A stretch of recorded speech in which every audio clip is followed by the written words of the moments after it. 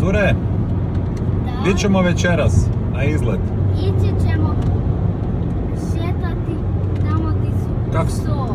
Gdje je to? U Višnjanu. Dobro. Šta ćemo vidjeti tamo sve? Sove i veliku hlupu.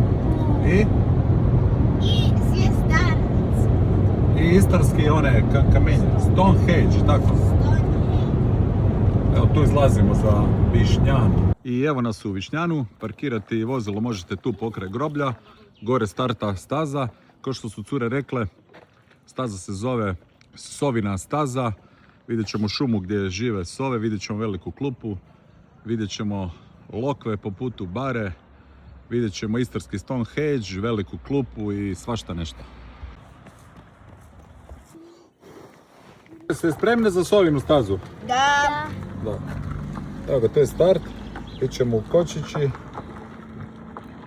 Deklevi, ovdje polje lavande, šumica, bare, tu je neka crkvica, zvjezdarnica, u Tičnu. Jako lijepo. Sovice! Evo malo i maslinica po putu. Pogledajte ovu ljepotu, ovaj prirodan tunel. Nešto prekrasno. Ljuljenje u polju lavande. U sklopu staze Sovine, ovdje vam je i polje lavande. Kružna staza traje nekih 15 minuta, će vam uzeti i vremena. Evo nam i lokvice.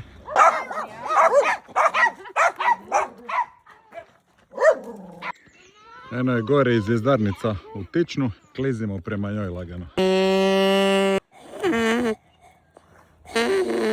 Evo i sljedeće točke, pogledajte ovu ljepotu. Ova lokvetina, evo ih i lopoči na sredini. Fale Slavonci da ovijese kotlić ovdje. Evo nas i kod zvjezdarnice u Tičnu, ono prije bila lokva Tičan, a ovo je zvjezdarnica u Tičnu gdje je gazda ovaj Korado Korlević. Mah pokraj zvjezdarnice nalazi se i istarski Stonehenge. Ko kaže da mi nemamo Stonehenge? Staza je idealna i za sunčane dane, može se i preko ljeta, većim dijelom se prolazi kroz šumu. Također, ova šuma je baš bogata kestenima, tako da ako budete u sezoni kestena možete brati i pitome kestene. Svakom koraku ovako klupice da možete chillat. Lagani uspon. Ovo je dobro za desktop. Ovako, napraviti fotku ovoga. Gledajte ovaj pogled dolje na more, neopisivo.